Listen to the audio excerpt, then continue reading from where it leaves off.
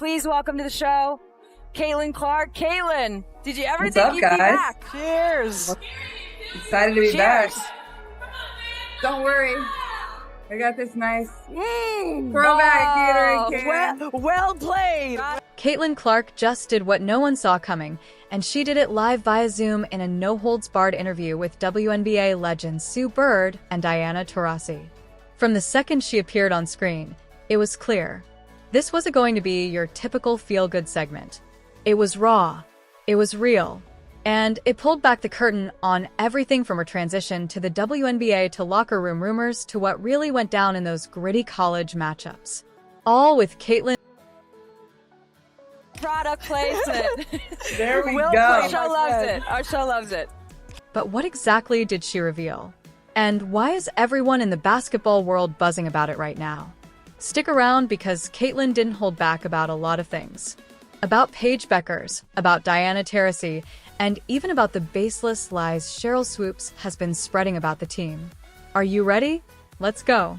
It was the callback heard round the internet. 1 year ago, Diana Taurasi looked into the camera and sent a now infamous warning to Caitlin Clark. Reality. What will the league have in store for them when they get there? Look, SVP, reality is coming. Okay. There's levels to this thing, and that's just life. We all went through it. Of course. And you see it on the NBA side, and you're going to see it on this side, where, you look superhuman playing against 18-year-olds, but you're going to come with some grown women that have been playing professional basketball for a long time. Fast forward to this year, and needless to say, Diana ate her words. Clark's response was a smirk, a subtle nod, and a confident smile. The energy was electric. It was witty and playful, but make no Congrats So on you've your been watching the retirement, first D. half. Thank you. And congrats. Now- to you. Unfortunately, Well, reality is thanks. coming to me now. What's your big Gotta get plans? it in early. What are you going to do? I keep telling Sue I thought I was going to have all this time to do all these things. I'm more busy now. So if I give you any advice, play as long as possible. We'll see. We'll get to 10 years. Then we'll think about it. It's 10 years. For Diana Taurasi, sharing the court with Caitlin Clark was more than just another matchup. It was a generational moment. Reflecting on their first game in Phoenix, Taurasi didn't hold back on the atmosphere. It felt like the last game ever going to be played. The crowd was electric. The hype was real. And it wasn't just about basketball. It was about witnessing a torch being passed in real time. Diana spoke with admiration, highlighting how surreal it was to finally face the players she'd been watching. What was it like for you two to play against each other? It was amazing. I've been following Caitlin for so long and been watching her college career just in awe. And to be on the court and, the first game was in Phoenix and it felt like the last game that was ever going to be played. There was such anticipation. The crowd was going crazy. All the people that came out to see Caitlin and our teams play against each other. It really was an amazing moment. And you talked about how, if you could play against anyone that is this new generation. So I got to cross paths with Caitlin, at least for a couple games. And to me, that meant a lot, Like, we've been doing this for a long time, and to see Caitlin do what she does is, I think someone said the other day, I'm like, I want the season to start so I can watch you again. Caitlin's take is just as classy, but with that signature edge. She remembered that Phoenix matchup, too. Only this time, it was personal. We were down like 10 or 15 and came all the way back and won, she recalled, the pride obvious in her voice. That comeback wasn't just a stat on the board. It was a defining moment for her and her team. Facing a legend like Taurasi and coming out on top, that's the stuff that builds confidence. And what it was like to play against D. Well, I was saying, that game in Phoenix, because we only played in Phoenix one time. And it was before Olympic break. Obviously, we had All-Star there too, but it was a great game. Honestly, I'm pretty sure we were down like 10 or 15 and came all the way back and won. That was like our first win versus a team that was above 500. So thank you. I appreciate that. Right. But beneath the competitive fire, there was mutual respect. The moment became bigger than just a single game. It was a clash of eras captured in real time.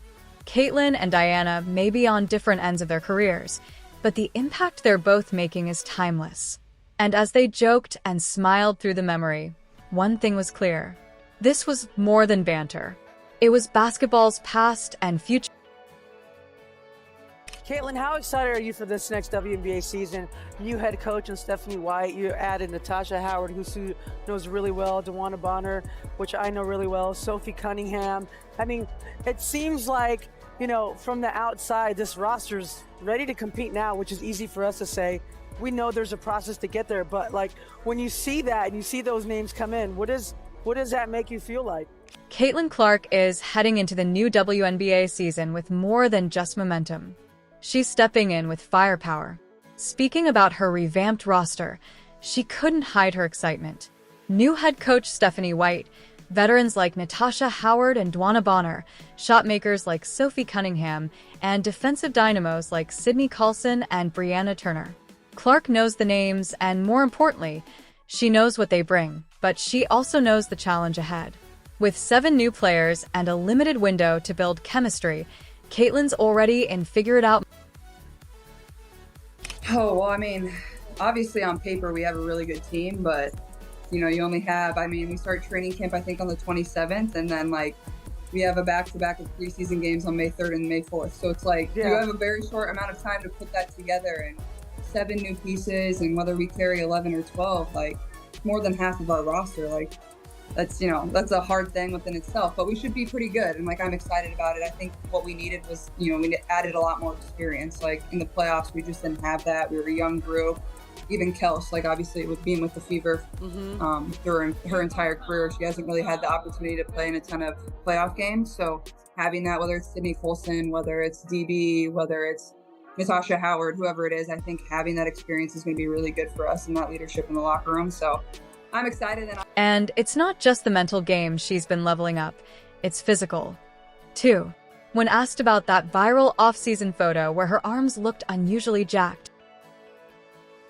And there was the viral picture that went around showing off your guns. Everyone's wondering, have you been hitting the weight room? Was it the camera angle? What happened there? Like, how did you do that? I've been trying to do that for 20 years. AI is getting out of control. Come on. But then came the truth. She admitted she spent a ton of time in the weight room, not just to look the part, but to feel more dominant on the court. She even pinpointed areas of growth, adding a floater, finishing through contact, and owning the mid-range. It's clear she's not just training to maintain. So what are you doing in the off-season working on your game? You're trying to get stronger, like a lot of time in the weight room, and it's like something like I kind of enjoy, so it's been pretty easy for me to like spend time in there and really work on that part of my game. And you know, I think the biggest thing on the court is just like that mid-range area. Like I got pretty uncomfortable in there when I would get in there, whether that's like I didn't really have any floater, I didn't like taking a mid-range jump shot, so just getting more comfortable like when I get my feet kind of into the paint, and honestly trying to just add a floater to my game, and you know, finishing through contact and little things like that. But I think just going back to the weapons that we've added this year, like there's going to be so many different things that we're able to do that I think it'll be able to make my life a little bit easier, and it should make everybody's life a little bit easier on our team. That level of self-awareness is rare, especially for someone who's still so early in their pro career, but Caitlin's already acting like a vet.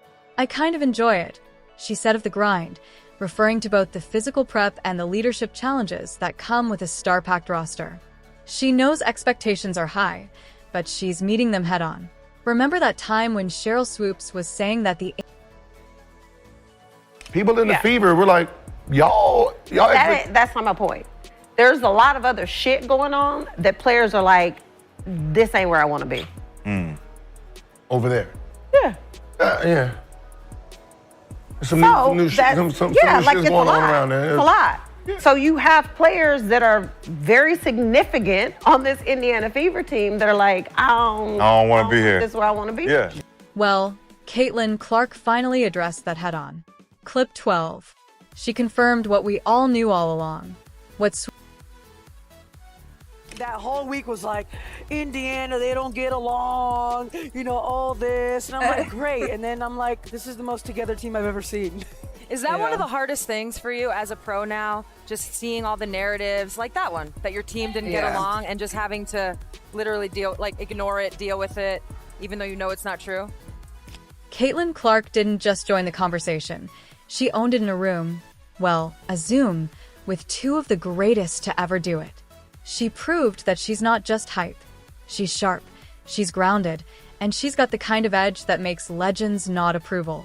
From playful jabs to raw honesty, she showed exactly why the future of women's basketball is in very good hands. And if this interview is any sign of what's coming next on the court and off, we're all in for something special. Let us know in the comments how excited you are, because training camp will happen in a few weeks in preseason in less than a month. Like, subscribe, and turn on all notifications so you never miss out. Click the video on the screen.